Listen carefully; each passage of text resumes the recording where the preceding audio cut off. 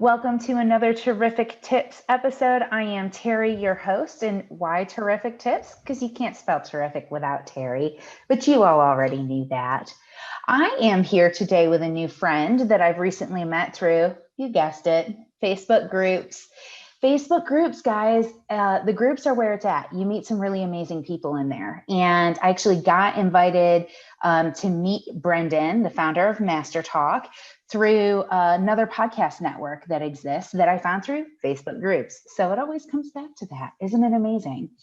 But Brenden, the founder of Master Talk, has a YouTube channel that he started to help the world master the art of public speaking and communication. He coaches purpose-driven entrepreneurs on how to master their message so that they can get their ideas out into the world. Well, now you already know why he's here on the show today and why I'm excited to introduce you to him. So, Brenden, welcome. Thanks for being here. Of course, Terry. Thanks for having me. Such a pleasure. Yeah. So why do you care so much about how people talk? Of course, a great way of starting the conversation. Because, Terry, communication is everything. A lot of people tend to think that communication is just, this presentation, I don't want to go up there on stage. You're missing the point. Communication is the tough conversations you have with your loved ones, the great conversations you have with your family, the long dinners with your friends, the business negotiation, even sometimes the dates. Every interaction that you have is communication. So why wouldn't you be passionate about it? That makes a lot of really good sense.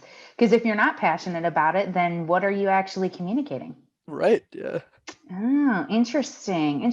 So how did you get into this? Because a lot of people I know want to become public speakers, but what's the first thing that they maybe need to know in order to do that?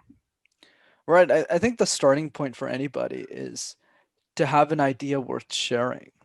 Right. So in my case, when I was in university, I never wanted to be a public speaker or even a YouTuber. I just wanted to be an executive at a company, make some money, have a great family, and then die. I didn't really aspire to much. But when I got to school and I started studying business, I found a love for these things called case competitions. So think of it like professional sports, but for nerds.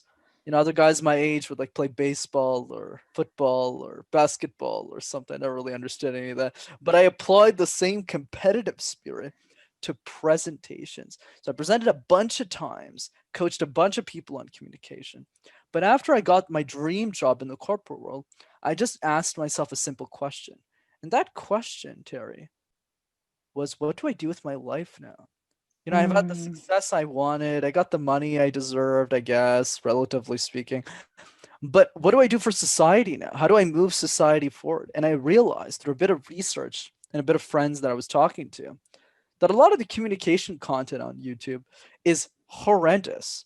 You hear advice like, Terry, you should like picture everyone in their underwear and just like, yeah, that'll get me arrested really quickly or anything like that. It's just Or bizarre. I really don't want to see that. Do I have to? It's just yeah, exactly. Do I have is this I mean I guess coaching. But anyways, the point is I was just looking at a lot of these experienced speakers give us tips, and I just said, this is too general, way too vague. And I was like, I could do better in my basement with the phone. So that's what I did. I just started making videos. And I honestly thought Master Talk was a stupid idea. But going back to the first step of being a speaker, I realized over time that my idea that I had to share with the world did matter to just Mm. one person. It just needs to matter to one person. And that's the first step to mastering your talk. Very good. You're true. That's true. It really does only need to matter to one person, I guess, other than you. Yeah, that's definitely, yeah. Right. Because, I mean, sometimes we think we have a good idea, but then we present it to somebody else and they're like, that's already been done. Right, yeah. And that's no good. But it's really important to be passionate about what you want to share. So, do you have a tip for helping people to kind of find their passion so that they can get to that first step? Ooh, that's a good one. Yeah, I have very controversial advice to share. Oh, here we And, go. and the controversy is I hate passions. I think passions are stupid. So let me explain why. By the way, before I say what I have to say, if you know what your passion is, this advice does not apply to you. But realize that you're in a very small percentage of everyone listening. Most people don't know what their passion is. Most people don't know what they want to do in life. So I'm speaking to everybody else. So if you have one, congratulations. But for the rest of us, let's keep going. Okay. Like I said, passions are stupid. They're general. You can be passionate about anything, Terry. Your family, your dog, if you happen to have one, right? You know, your friend's house. Like you can be passionate about anything. You can't build a meaningful career or a meaningful contribution to society by thinking about it in that lens. Mm. That's why I'm a big fan of decisions. Decisions are specific, they're actionable, it moves the ball forward. So instead of asking yourself, what are you passionate about? I advise you to ask the other question that I had in mind, which is the following: what does the world need you most to do right now and why? Mm. When I was 12, the answer to that question wasn't to be a YouTuber, Terry. I thought that was for rich people. Okay, my parents grew up, as minimum wage workers in a factory in Montreal, right? They didn't have a lot of money. What I needed to do in life was not to be an entrepreneur. It was to get a corporate job, and I was really good at math and really bad at everything else. So I studied really, a lot, got a lot of great grades, got my amazing job that I wanted all along at PwC, and then I just asked myself the question again: what does the world need me most to do right now and why? And then I fell in love with case competence. I said, who wants to work as an accountant when we could be consultants, technology consultants, flying around the world and sharing ideas and solving problems? So I went back to work, studied, did my applications, did case competitions, competed on all that stuff, and I got the job. And then I asked myself the question a third time, which was, what does the world need me most to do right now and why? And I realized through a series of serendipitous events that I was the youngest professional speech coach in the world. Wow. Here's the point that I'm driving. If I never made the decision, not passion, if I never made the decision to be an accountant, it wouldn't have led to the decision of being a technology consultant, which means I wouldn't even have the expertise to even be on this channel and teach anyone about communication. I could never have started Master Talk even if I'd wanted to. I needed to go through everything else. But the mistake that most people make, Terry, is they don't make step number one, which is doing something at all. Right. That is true. And I think it's easy to let other people decide for us. And so that's what people do. They choose to follow whatever that decision was because it's easier than asking that hard question of what does the world need from me right now and why? And not only why, how can I provide that? How can I be that resource?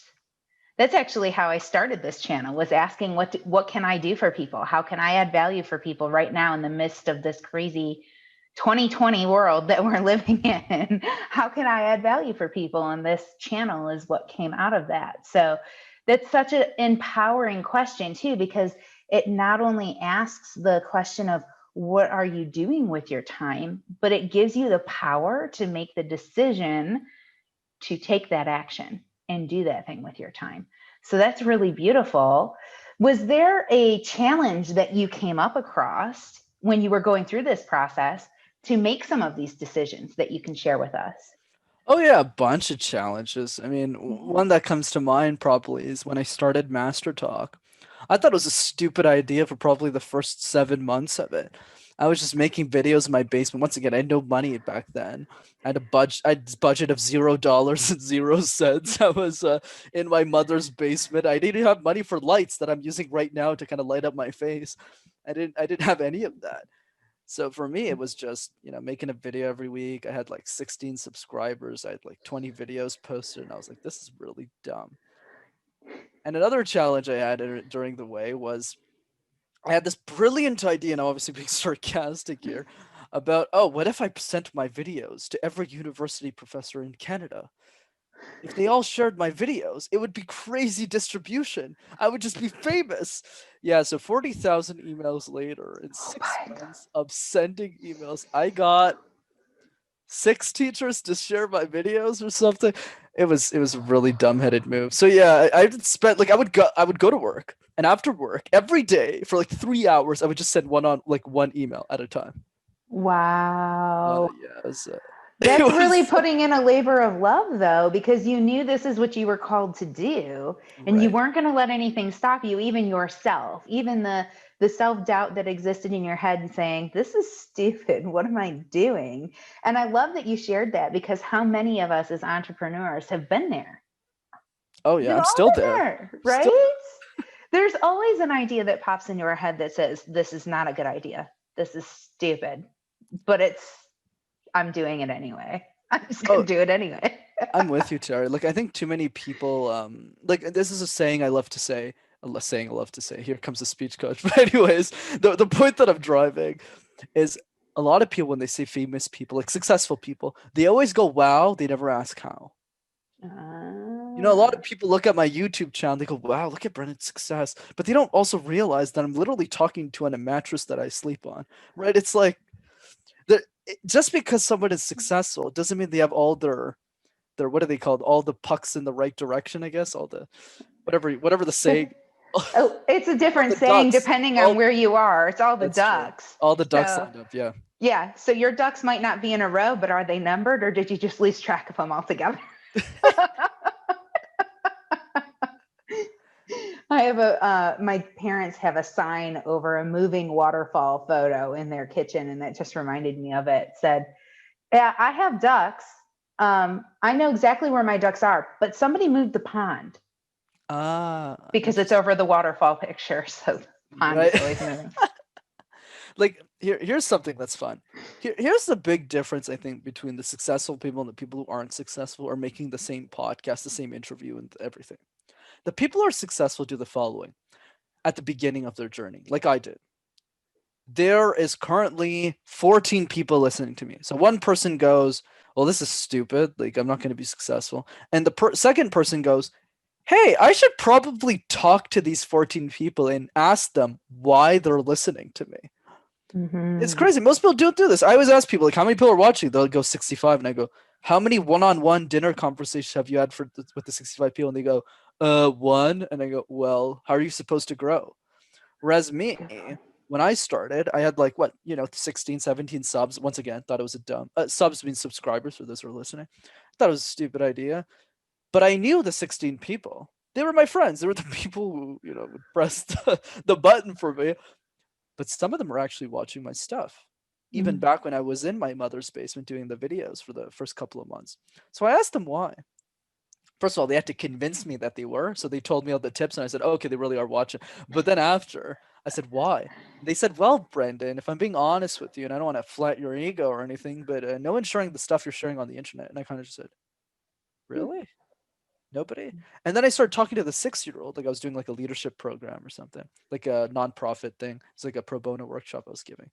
I was talking to the 6-year-old too, and I was like, so what do you think about public speaking? She was like, oh, I'm really scared of this. And I said, why? Why do you have to be scared of this? She's like, oh, it's frightening. That's when I realized from talking to her that every single person who's creating content and public speaking right now on YouTube is very academic. It's Mm. very hard to relate to them. They're very like, I'm a PhD in organizational science, chemistry, blah, blah, blah. And then they get really complicated. Whereas I ask simple questions like, how would the world change if you were an exceptional communicator? Mm. Thought provoking question. It's simple. And I got that insight from a 6-year-old. Most people aren't talking enough to their audience. And because they don't have enough discussions with their audience, they don't realize how important their ideas are. So they don't end up sharing it. But the difference with, let's say, people like you and me is we know the 7 people, the 14 people who are watching us. And from them, we get more ideas, better insights, our content gets better, and then we all of a sudden become successful, and people are like, how did you become successful? I was like, you just talk to the people who listen to you. I just asked the questions exactly and listened for understanding. Because we can ask the questions all day long, but if we don't listen for understanding and we're only listening to respond, well, then are we really listening? So, how much of communication is related to listening and not just the words that we're saying? Right. So I'm not going to waste your audience's time by telling you how important listening is, because we all know it. I'm sure you talk about this a lot. But what I will say is the tip that nobody speaks about on how to improve. Most people make the mistake of saying the following: I want to be a better listener, so I'm going to listen to other people's conversations. That's wrong. Let me explain why. The reason is because as I'm speaking to you, Terry, half of my brain is going, she's asking me questions. I'm actually doing my best to listen, but I also need to make sure I'm adding value at the same time. So even if we want to listen, Terry, a conversation that's real and in person forces us to not really listen fully. Not because we don't want to, because we need to keep answering something. But the people who are listening to this conversation, that's the best way to listen because the conversation is already over. By the time that people are taking notes and listening to this episode, I hope they're taking notes. I hope I'm saying something useful. But the point is, They better be taking notes because I right? know I I will. appreciate it. But that journey that they spend listening, even if they wanted to reply, they can't. Mhm. So what did I do? Because I was a crappy listener in university. Because I'm very extrovert. I was like to talk, as you probably tell me. I make a good guess because I yell a lot. But the point is, I would Okay. spend 10 hours a week listening to other shows. I still do that. I'd probably do 5 hours now a week, probably 3, 5. But the key, the principle remains the same. So because that conversation is already over, I can't reply to it. So the only option I have is to listen to it attentively and to take notes. But if you do that over and over again, that's the fastest way to skyrocket your communication skills and more specifically your listening skills. That's such a great tip. So, is there somebody in particular that you enjoy listening to that you've gotten a lot of value out of for yourself? Right. So this is definitely going to be subjective. Find your own people. But for me, if I had to name one, definitely Lewis's podcast, The School of Greatness. So I've been listening to Lewis since day one, and I just like the way that he keeps things very simple, despite how smart he is. He keeps it very fifth grade level, which is perfect for I just listen, and he has such a soothing voice. It's like meditation when you're listening to this guy talk. So yeah, he's someone I look up to, and I listen to a lot of his stuff. I always say I want to grow up to be like Lewis Howes, Ed Milet, or Joe Rogan when I grow up in podcasting, That's because I three just, very different people. I think you got to they, pick one of those three. they're very different. But the one thing that they all have in common is that they are excellent interviewers. They ask such amazing questions and they just carry on engaging conversations, just like we're having here, but they just go like, I know Joe Rogan just goes for hours Oh, yeah, and they Joe. have amazing conversations. I just hope that my podcast is half as good as what they are because I inhale them. So those are a couple that I listen to. Right. And if it's any consolation, Terry, your podcast is just as good as theirs are for the people who need to hear it. Thank you. Ah, that's probably the sweetest thing anybody's ever said. I appreciate that, Brenden. Of course. Thanks. Yeah. Okay, so you have this channel. You started to ask the question of what does my audience need from me by directly reaching out to them and asking them. So, how did you do that? Because some of these networks actually make it so we can't know who is listening. Like I don't know who my subscribers are. I have a number, but that doesn't tell me anything. Right. So here's tip number one, which is a simple one. There is definitely somebody that you know in your circles that listens to your stuff. It might not be everybody, but there's definitely a one. So for example, if you think about my network, like let's say I have, I don't know, 1,500 Facebook friends. Not all of them are friends. It's not just giving the number, but maybe let's say 30 of them listen to my stuff like consistently. Maybe 15. That's like 1%, but I know who those people are. Right. Or simply, if I don't know, just make a Facebook page. Hey, can you just comment in this post if you listen to the videos? I'd love to ask you a couple of questions just to get to know what ideas you have. There's going to be 1, 3, 5 comments there. That's the easiest way to do it. But then over time, what happens is as you get your content gets better and better, eventually you'll start doing speeches, not even for money, just pro bono at the beginning. So you can go to like a volunteer association, a church, chamber of commerce, depending on what ideas you have.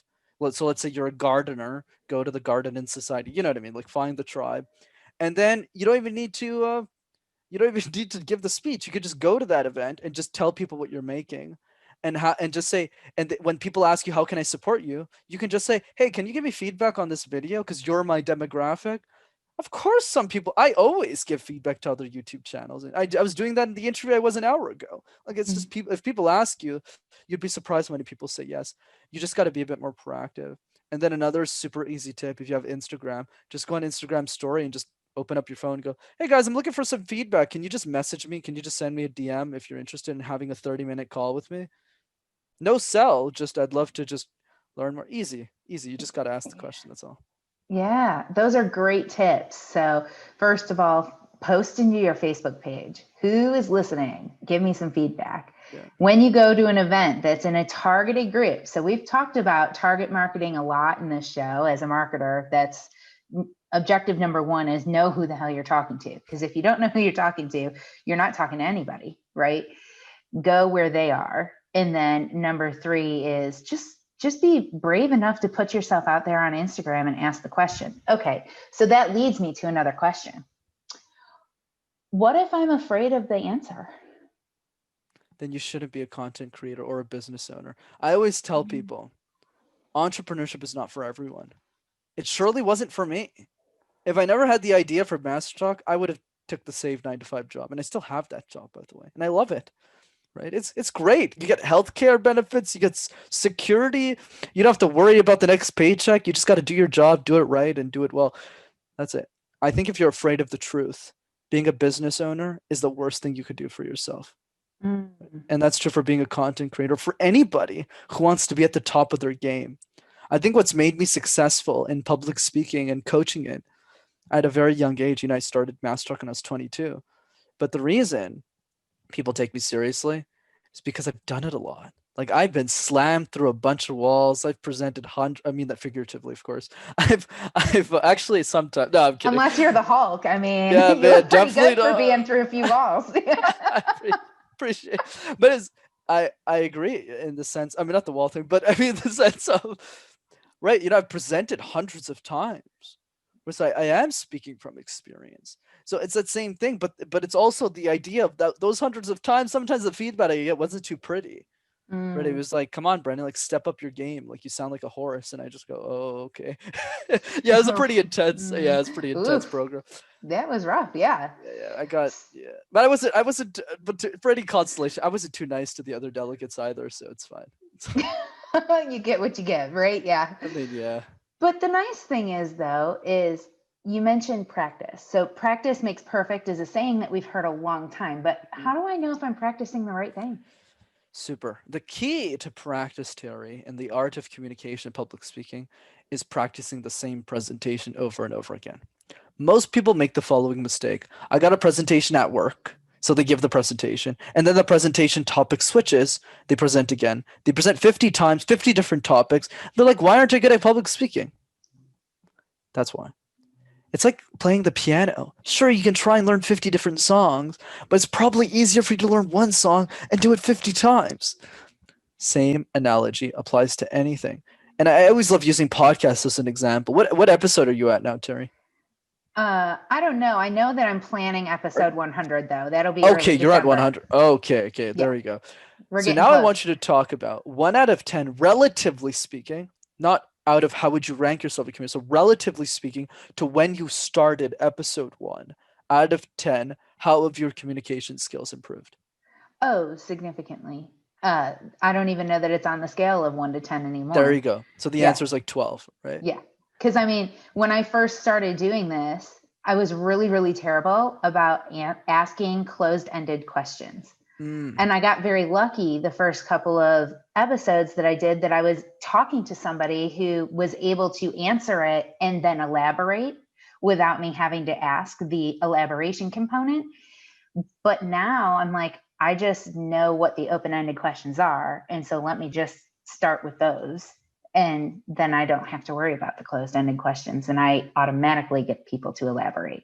Awesome. I always That's love a to big use. change. No, it's amazing. And that was very well articulated also on your end. Thank you. But the idea is simple here, right? Because everyone always relates to the host since they're your audience in the sense of, why did you get better so quickly? The answer is because the format of the podcast doesn't change. Yeah. I mean, sure, the guest is going to, it's going to be it's probably someone who's not sitting on their mattress next time. But the difference isn't really that different. You're going to ask questions, you're going to get to know, and you're going to listen 80% of the time, like any amazing podcast host would do. So that's why you get better really quickly. True. And if you think about the people you mentioned, Lewis, Ed, Joe, they just did that on steroids, right? I mean, Joe's been in the business for what, 12 years? And that doesn't include stand-up comedy, everything he did before, before he started the podcast. So he's been Right. doing this for decades, technically. So that's the point I'm driving here. Is for you, what does that look like? As the audience member who's listening to this, it means the following.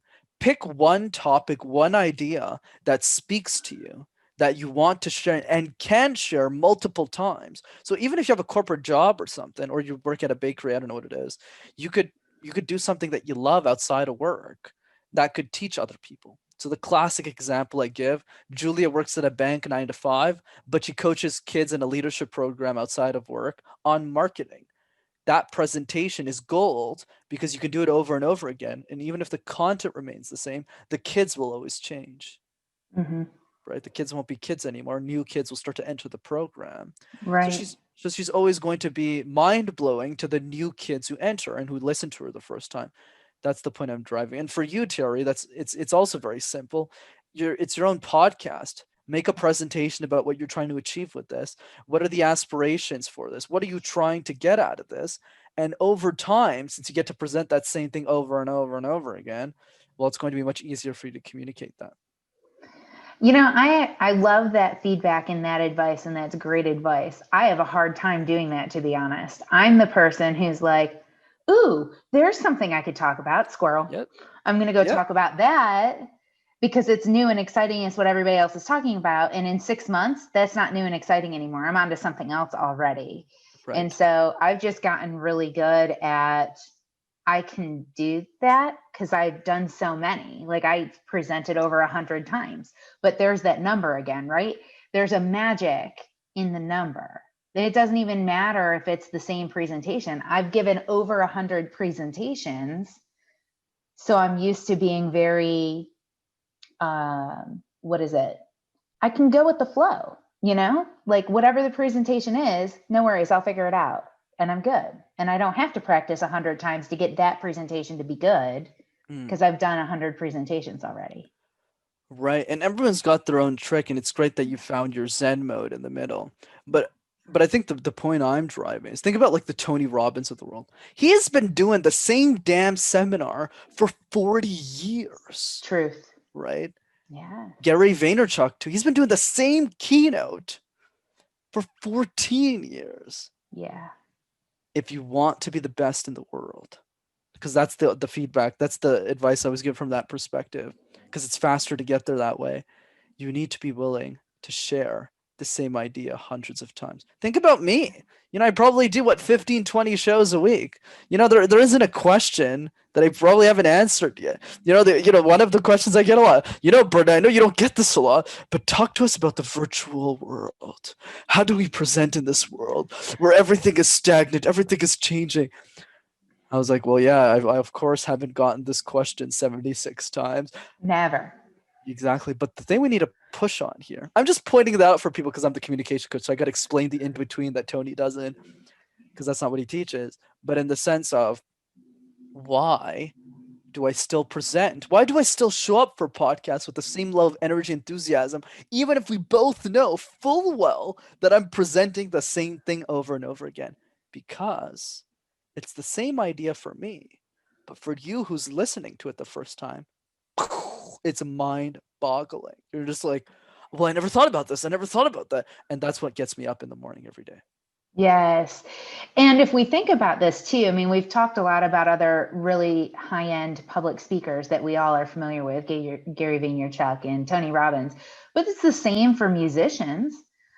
We saw Dave Matthews Band several years ago in concert, and Dave even said, yeah, we've played this same lineup a million times, but we still come and we still do it with a smile, and we love it because we know that this might be your first time. Exactly. Literally, right? Very well said. Very well said. And it was so good. I'm like, that's such a good point. And if you think about it, think about the last several concerts you've been to. If it's somebody who seems like, it's this concert again, are you really excited about it? Do you talk about it to your friends afterwards? Probably not. Whereas the one that makes you feel like they put on an amazing show.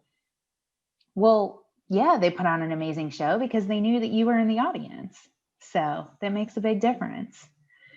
So, thinking about who our audience is and how we can connect with them, are there questions that maybe we should think about preparing in advance before we do a presentation to help engage the audience? Mm. So just so I understood, like questions for the audience, you mean? For them to Yeah, engage with you? yeah. Right, absolutely. I think one way of thinking about this, whenever I like to ask questions with my audience, I always like to do it off stage.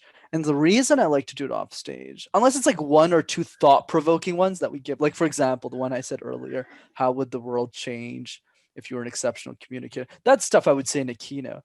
But if I'm having like informal discussion on like a coffee or something with somebody in the audience, I like it more informal, like in a small group because I can ask follow-up questions and make it more of a discussion. But I'm happy to share a couple of questions that I do like to ask to get more insights. Yeah, that'd be great. Yeah, a couple of probably the most important question that I like to ask is if you were to explain my ideas back to me, how would you explain it? And if Mhm. they're not explaining it in the way you would have or in the way you would like them to, it means you're explaining it, your ideas in the wrong way. So let's say for me, let's say I ask a 6-year-old, I go, "What is it that I do, Julia?"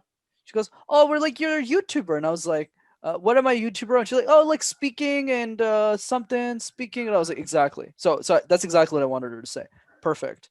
But then Right. I let's say talk to the executive. He's like, "Oh, you're like trying to do this with the thesis." And so that's the thing. You want to always ask constantly your audience, if you were to explain your idea back to me or my idea back to me, what would you say?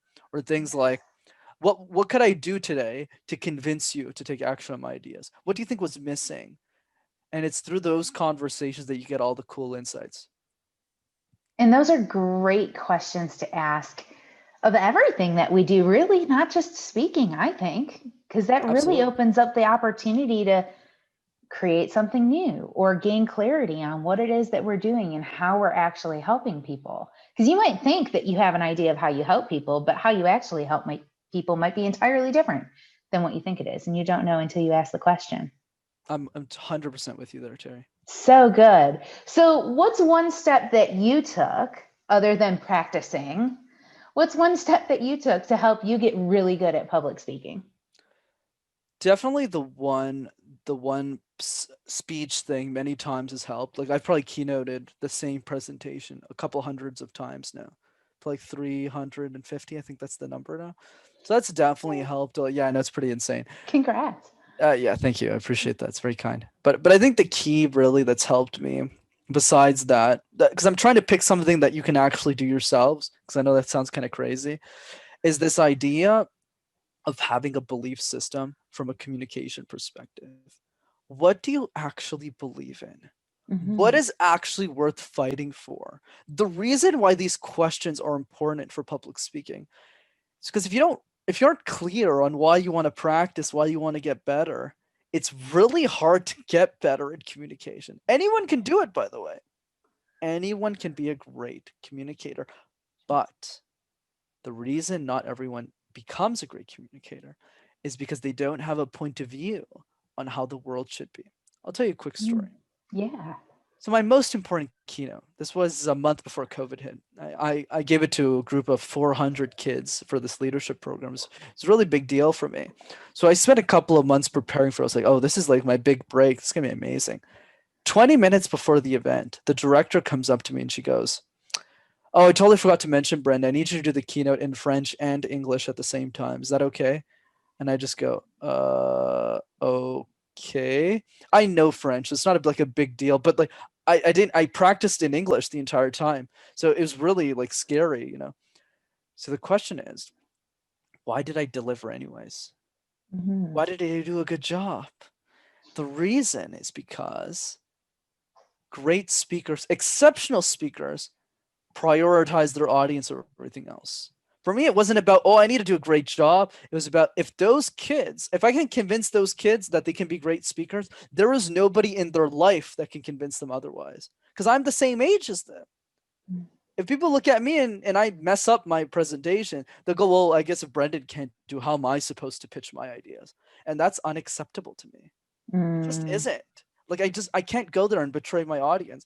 So I'm going to figure it out. Even if it's in Spanish, I'll figure something out, right? I go, hola, and we'll do something. But it's prioritizing the audience. So I think that's the big step, was obsessing over the psychology of who the people in the room are, understanding who they are, what do they aspire to be, what do they dream about, what do they think about when they bring up your subject, which is usually fear in my case, and how do we overcome those barriers. That's really the step that I think added the most impact to my life.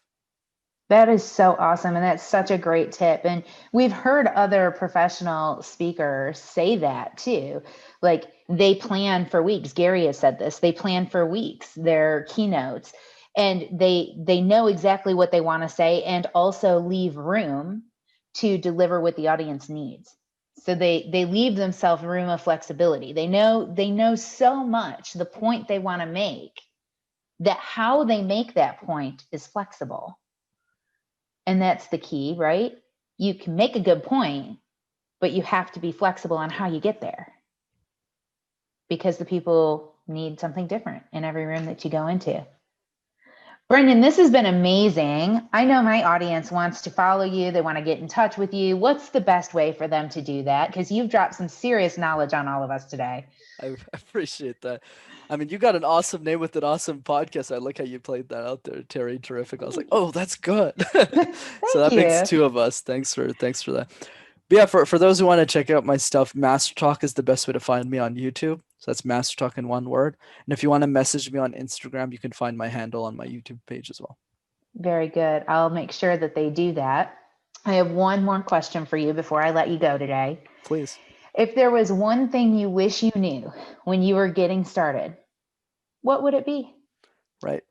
I always like to end with my favorite quote. That favorite quote is as follows: be insane or be the same. If you want to be like everyone else, that's totally fine. But if you've made it 41 minutes into this conversation, you probably want to do something important with your life. So the only advice that I have for you is the following. The only way to do great things in life is to be insane. Don't you find it odd that a 22-year-old kid started a YouTube channel on public speaking and communication tips? Seriously, who does that? And then I went on to coach executives of companies the year after, but I also still live in my mother's basement. I don't own a car. I can karaoke in 8 different languages. I dance alone in my basement an hour a day, and I love Justin Bieber. How do any of those decisions make any sense at all? And that, my friends, is the point. When all of the decisions in your life make sense to the only person that matters, which is you, you're probably making the right decisions. Oh, that's so good. Brenden, this has been absolutely delightful. And audience, those of you listening, don't be afraid to be yourself. My favorite quote, since you decided to end with a quote, my favorite quote is, you can be anything in the world. Why not be you? Be you. And don't be afraid to own it. If you like Justin Bieber, own it. If you dance and you look ridiculous, that's okay. I know I do. I look ridiculous, and I took dance lessons when I was a child. I don't remember any of them, but I still dance anyway and look ridiculous. It's okay. Have fun, because we only get this one life and none of us make it out alive. So go be you, be insane, and enjoy life. Until next time, listeners, Brenden, thank you so much. Pleasure.